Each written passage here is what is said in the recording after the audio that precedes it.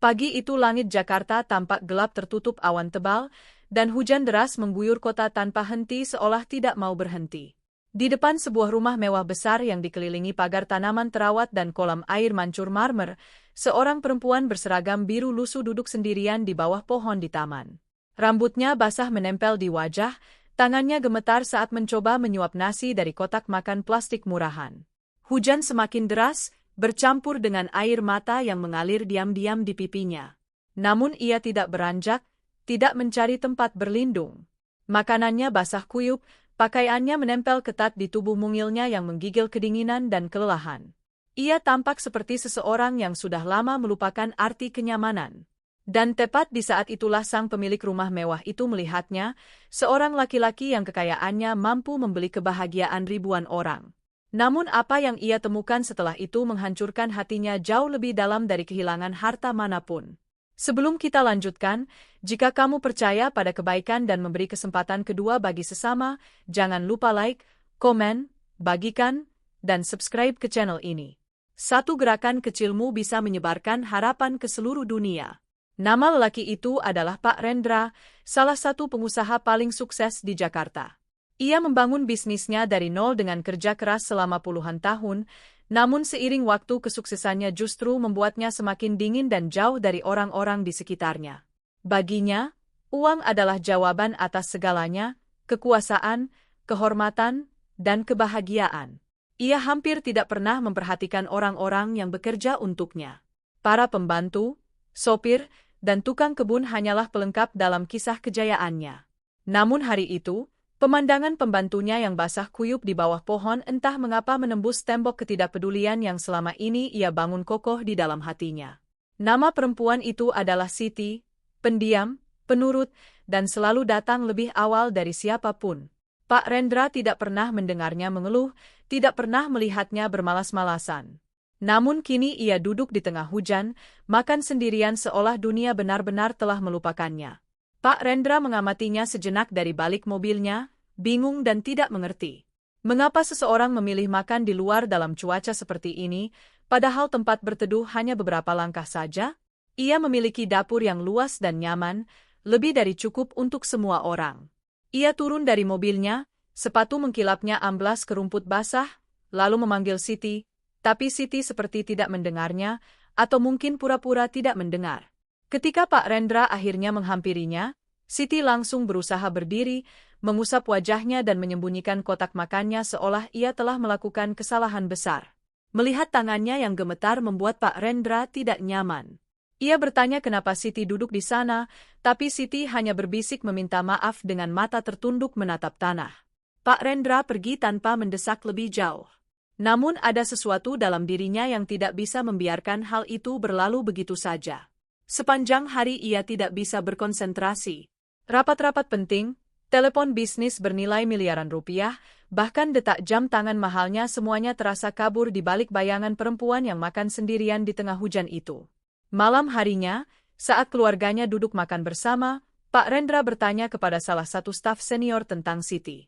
Staf itu ragu sejenak lalu berkata pelan bahwa Siti memang selalu menghindari ruang makan dan lebih memilih makan di luar saat jam istirahat. Katanya ia tidak mau mengganggu siapapun, ujar staf itu. Jawaban itu tidak memuaskan Pak Rendra. Ia memutuskan untuk mencari tahu kebenarannya sendiri. Keesokan harinya, tepat sebelum waktu makan siang, Pak Rendra diam-diam mengikuti Siti dari kejauhan. Siti membawa kotak makan kecil yang dibungkus kantong plastik dan berjalan menuju pohon yang sama di taman. Langit hari itu lebih cerah, tapi udara masih berbau tanah basah sehabis hujan. Ia duduk di tempat yang sama seolah sudah menjadi dunia kecilnya sendiri. Saat Siti membuka kotak makannya, Pak Rendra memperhatikan isinya yang sederhana, hanya nasi dengan tempe goreng, mungkin sisa dari hari sebelumnya. Tangan Siti kasar dan pergelangan tangannya kurus. Ia makan perlahan, seolah menikmati setiap suapan dengan penuh rasa syukur. Beberapa menit kemudian Pak Rendra menghampirinya lagi, kali ini dengan nada yang lebih lembut dan penuh rasa ingin tahu. Siti, katanya pelan, kenapa kamu tidak makan di dalam? Ruangan staf hangat dan hujan sudah reda.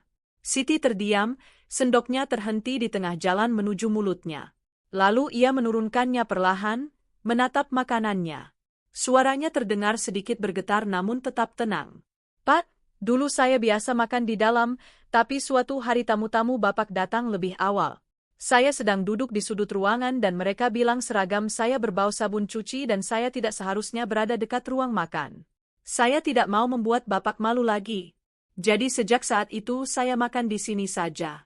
Kata-kata itu menghunjam hati Pak Rendra seperti pisau tajam. Ia berdiri terpaku tanpa mampu berkata apapun.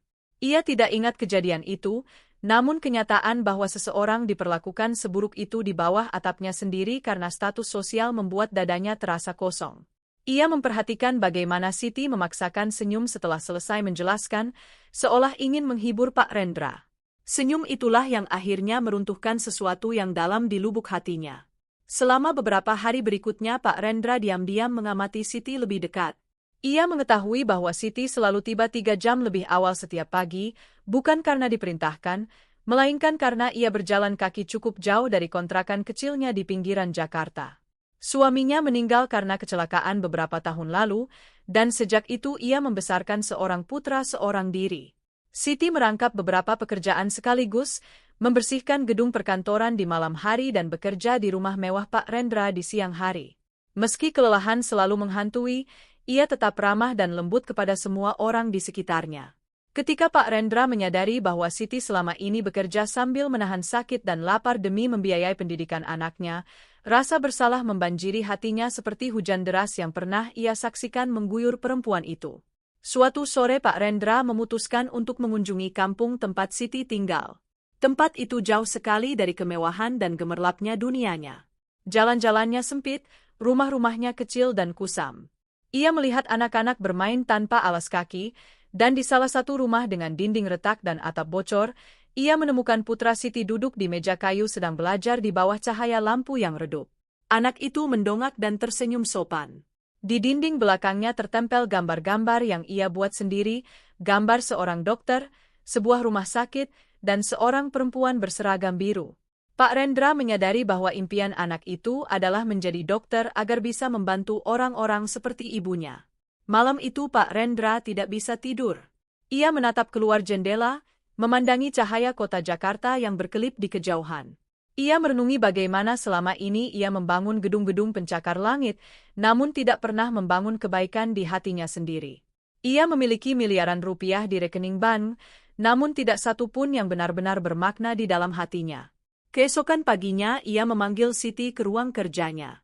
Siti berdiri gelisah, tidak tahu apakah ia telah berbuat salah. Namun alih-alih memarahi, Pak Rendra menyerahkan sebuah amplop kepadanya. Di dalamnya terdapat surat persetujuan beasiswa penuh untuk putranya hingga wisuda, dan surat penawaran posisi baru sebagai kepala tim kebersihan rumah tangga dengan gaji yang jauh lebih baik. Tangan Siti gemetar membaca surat itu, air matanya mengalir deras tanpa bisa ditahan. Pak, saya tidak tahu harus berkata apa, bisiknya. Pak Rendra memandangnya dan berkata pelan, tidak perlu berkata apa-apa. Cukup berjanji pada saya bahwa kamu tidak akan pernah makan kehujanan lagi.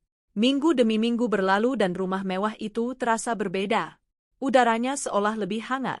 Para staf lebih sering tersenyum. Bahkan keluarga Pak Rendra sendiri mulai merasakan perubahan dalam dirinya. Ia meluangkan lebih banyak waktu untuk berbicara dengan para pekerjanya, mengenal nama mereka, mendengar kisah hidup mereka, dan memahami perjuangan mereka. Ia menyadari bahwa kesuksesan tanpa empati hanyalah kekosongan yang menyamar dengan indah. Dan setiap kali ia melewati pohon di taman itu, ia selalu teringat hari ketika hatinya terbangun kembali di tengah derasnya hujan. Jika cerita ini menyentuh hatimu, jangan lupa like, komen, bagikan, dan subscribe ke channel ini. Dukunganmu membantu menyebarkan kisah-kisah yang mengingatkan dunia tentang arti sejati menjadi manusia. Sebelum kita akhiri, ada satu permintaan kecil. Tuliskan di kolom komentar pelajaran apa yang kamu petik dari kisah Siti ini. Apakah itu kebaikan, kerendahan hati, atau kekuatan empati? Kami ingin mendengar pendapatmu. Seiring berjalannya waktu, putra Siti berhasil menyelesaikan kuliahnya dengan prestasi terbaik dan mewujudkan impiannya menjadi seorang dokter. Pada hari wisudanya, Pak Rendra duduk dengan bangga di antara para hadirin, bertepuk tangan paling keras. Ketika Siti mengucapkan terima kasih kepadanya, Pak Rendra hanya tersenyum dan berkata, Kamulah yang memberiku lebih dari yang pernah aku berikan kepadamu. Kamu mengingatkanku apa arti kekayaan yang sesungguhnya. Dan terkadang memang hanya itu yang dibutuhkan.